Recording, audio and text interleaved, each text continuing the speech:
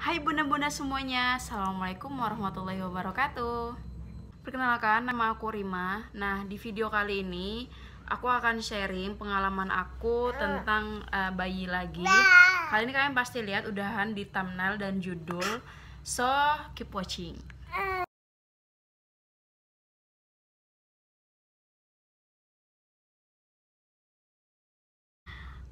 Sesuai dengan thumbnail dan judulnya, aku akan bahas gimana caranya mengatasi anak yang sulit BAB atau udah nggak BAB beberapa hari.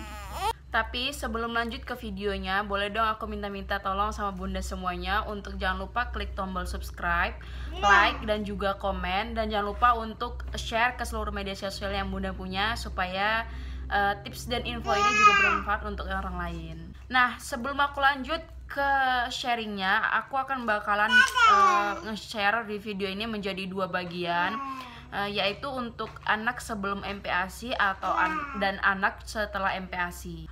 Oh ya, untuk just informasi, Aira atau anak aku sekarang itu umurnya setahun lebih, jadi aku udah ngelakuin solusi dan tips ini sekitar setahun lebih gitu loh. Makanya aku akan bagi video ini menjadi dua bagian, tapi nggak terpisah, tetap dalam satu video ini, maksudnya dua pembahasan gitu.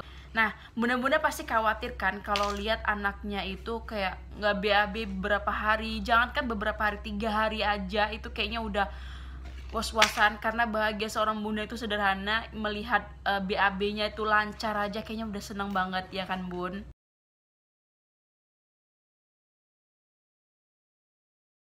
Nah, Aira itu mulai nggak lancar BAB itu ketika umur 3 bulan, bukan 3 bulan, 5 bulan menuju 6 bulan, dan ketika umur 8 bulan sampai ke mau setahun ini.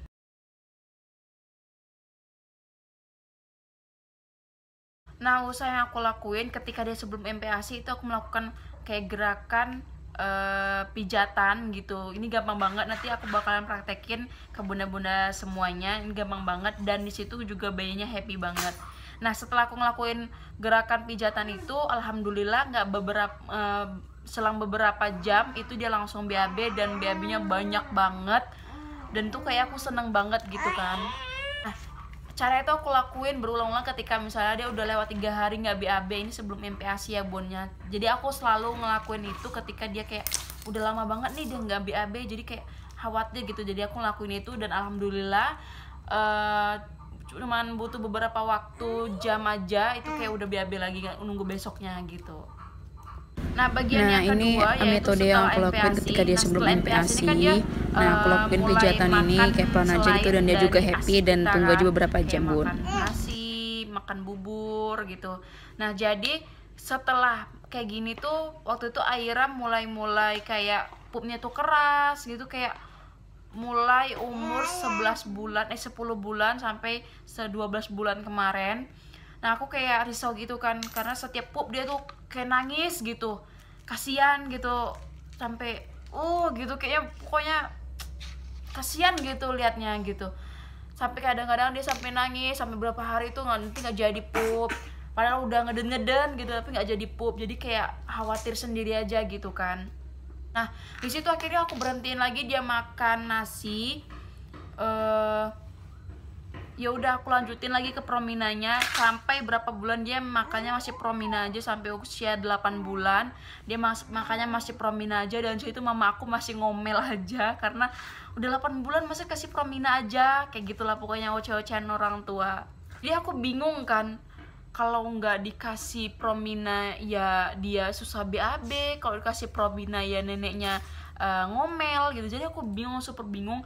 Jadi waktu itu aku tanya-tanya sama tetanggaku yang udah berpengalaman punya anak gitu, tetanggaku atau teman-teman yang udah pengalaman punya anak duluan.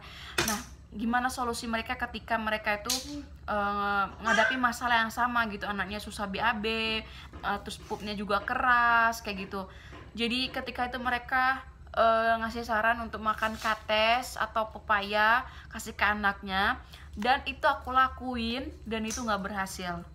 Kayak BAB-nya tuh masih tetap sama gitu, tetap keras dan juga nggak lancar gitu. Terus yang kedua aku ganti coba ngeskip makanan-makanan tinggi serat kayak sayur-sayuran tuh kan tinggi serat, jadi aku skip. Aku nggak pakai sayur-sayuran dulu, aku cuma pakai proteinnya aja sama nasi aja. Nah itu aku blender, so aku kasih sama dia, tetap aja masih kayak gitu juga, jadi aku bingung. Terus yang ketiga, aku juga ada nanya ke grup emak-emak, sharing tumbuh kembang anak. Jadi aku tanya tuh, kalau misalnya ngatasi anak yang susah BAB itu gimana ya Bu? Nah di grup itu aku tanya cara ngatasi anak-anak yang susah BAB atau pupnya keras itu gimana, aku tanya kayak gitu.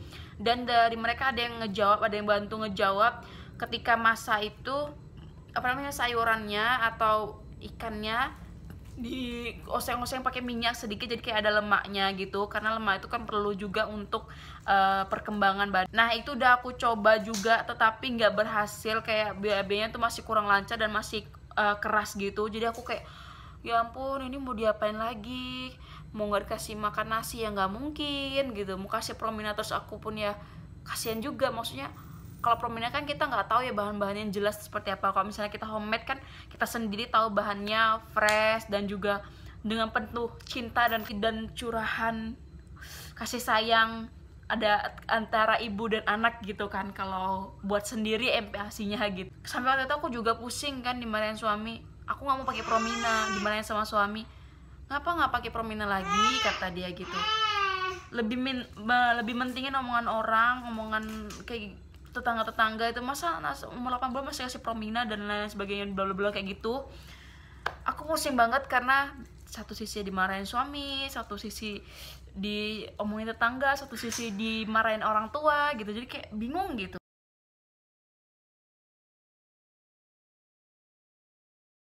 Nah untuk permasalahan ini aku nggak pernah atau belum pernah konsul ke dokter atau dokter spesialis, sama sekali belum pernah.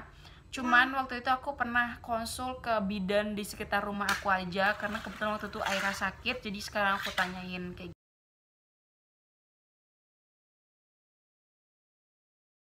Nah usaha terakhir yang aku lakuin setelah mengikuti kata orang, kasih ini, aku ikutin, kasih ini, aku ikutin, kata orang tua kasih ini, aku ikutin, tapi nggak ada yang berhasil. Dan usaha terakhir aku adalah ketika waktu itu aku konsul, aku ke bidan sekitar rumahku, karena kebetulan waktu itu Aira sakit demam. Jadi sekarang aku tanyakan kenapa ya anak bayi itu kalau susah BAB itu kenapa, aku tanya gitu.